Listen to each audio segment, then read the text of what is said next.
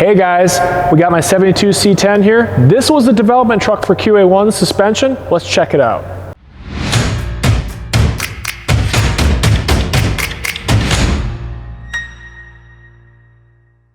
Hey guys, Dave Cass here with QA1, checking out my 72 C10. This was the development truck for our 63 to 72 C10 suspension.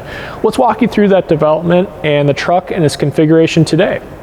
So the truck itself, I acquired this truck years ago. I found it locally actually. I was looking for a C10 for many years and just didn't find anything up in the area up here in Minnesota that wasn't a complete rust bucket. This truck though, when I got it, it was rough around the edges. It still is rough around the edges, but that's something that I like. But I fixed all the major rust that I found around the rockers, the cab corners and stuff like that. And now this truck is just something that I feel comfortable driving anywhere, anytime, and do anything with. So we sought off to build a suspension system for these trucks years ago, and our goal was just that, something that is very versatile, something that could be used in any type of event, drive across the country, do things like the power tour, and everything in between. And this was the platform that we used and went through several different iterations of designing, testing, validation with the build, and now you see it in its form that it is today. So let's talk about the suspension that's on these C10s. So they come factory with an independent front suspension, but the ride height is fixed. And one of the biggest things that we wanted to do was we wanted to give you an opportunity to get the perfect stance for your truck. We all know that the wheel and tire configurations you might choose could be a big 20-inch wheel like this, or it might be more of a traditional 15 that you might put on there. And getting that ride height perfect and that stance perfect for your liking can only be done through a coilover. So we developed a bolt-in system with upper and lower control arms that adapts right back to the factory mounting location so that you don't have to do any major modification to the truck. Easy installation, you could do it on your garage floor just like I did. For the rear, these are truck arm style rear suspension. One of the things that's really neat about that is we're able to adapt a full-length truck arm that's tubular that QA1 offers, but one of the unique features is it gives you adjustable pinion angle so that when you get the trucks down lower, you can tune the pinion angle and get that corrected so that you're not wearing out U-joints and having driveline misalignment angles later on with the build. The coilover suspension back there, same deal, it's a direct bolt-in. You pound out a few rivets, you cut a C-notch so you can get down to a nice level stance that you want. Super easy install. Panhard bar system. This truck handles and drives amazing. I have probably had this truck in a couple dozen different states over the years. It's very, very, very rarely seen a trailer. So let's talk about the truck and its current configuration. It's a 6-inch drop front, 6-inch drop rear. The diameter of the wheel and tire is a 29-inch tall tire, so it is pretty tall. If you're on an 18-inch wheel, which these are 20s, the truck's actually going to sit quite a bit lower. You'll gain about another inch worth of ride height drop. But the suspension does have room to go up from here. So if you're looking for more of that traditional look, you do have that option. Get that perfect stance that you're looking for. The configuration on the wheels and tires, it's a Rocket Racing wheel. It's a 20 by 8.5 front, 20 by 10 rear. I do have room to go larger in the front, or wider rather, and I do plan on doing that. I could easily fit a 285 in the front, and I actually just installed a set of slosh tubs, which is a wider inner wheel tub that looks factory that allows me to go significantly wider. The brakes that are on this truck, it's Wilwood all the way around. Wilwood makes a great product. It's a 6-piston front, 4-piston rear, and the setup on it's a 13-inch front and rear. All right, so let's check out the combination we have under the hood. So one of the cool things is this is still a small block Chevy. It does not have an LS motor.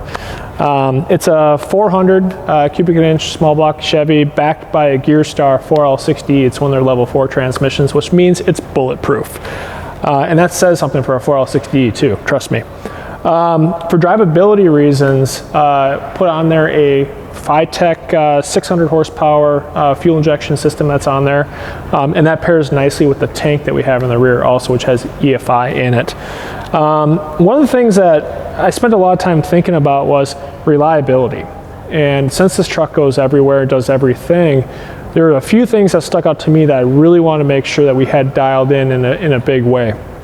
Charging system was one, because with running big fans and different things accessory wise, when you're sitting in traffic, it's 100 degrees outside and you're building that ambient temperature and heat soaking everything, I want to make sure I can keep the truck cool. So it's got a big Be Cool radiator on it, a massive trans cooler on it as well, fans backing that. But I have an Optima battery in here that's backed by a big high output alternator to make sure I can keep everything charged and everything cool. So that was a big thing for me. But another thing too was simplicity. One of the things that I was thinking through is, you know, even things like the brakes. You know, I'm a big fan of manual brakes. I just like the linear feel that they have on the pedal. And it just cleaned up the firewall nicely. It didn't have a big booster there. And I honestly wasn't sure how much vacuum this engine would be making, so I wanted to make sure that I didn't have to rely on engine vacuum for any power assist for the brakes. But the truck itself, though, otherwise is just super reliable. And as I work my way back, QA1 carbon fiber drive shaft, which in these trucks you have a two-piece, at least in the long beds, and going to a one-piece carbon fiber drive shaft, the NVH reduction that we got out of that was significant. Literally just a couple days into the first power tour that we did with a two-piece drive shaft, I was calling back at the shop saying, it's time to put a carbon fiber drive shaft in. Quick Performance 9-inch, which is an interesting thing with this truck, is they come stock with a 12 bolt right from the factory. This does have a 9-inch, but it works perfect with the QA1 kit. So it bolts right back into the factory location. No cutting, no welding, none of that was needed. The guys over at Quick Performance, they can put all the C10 stuff back on your rear end, and I'm really happy with going with that decision. While I do still have a fuel cap here, actually I do have a bed mount fuel system, so I did move my tank to the back. And why that's important is we thought really carefully about the packaging of our Panhard bar system to make sure that for a rear mounted fuel tank, you're not going to have any issues with the packaging of your Panhard bars hitting that tank. Otherwise, I mean, the truck is pretty simple. The interior of the truck is still a simple bench seat that we have in there. It's through TMI. And then the gauges, they look stock from a kind of unassuming eye, but it's a Dakota Digital RTX gauge, and gives me all the digital readouts that I need to know for different things that the truck is doing, but it looks stock, and I wanted that. I didn't want something that looked not in place. So there you have it. There's my C10. I love this truck. I love it because it's got a lot of power. You can take it anywhere, do anything with it. It's rough around the edges, so if it gets a rock chip, it doesn't hurt my feelings. But you'll see this truck around the country doing different events, whether it be events like Power Tour, a QA1 Go Drive It Cruise, or anything in between. If you see it, stop by, check it out. And I guess speaking of Go Drive It, I'm gonna go drive right now. Take care, guys.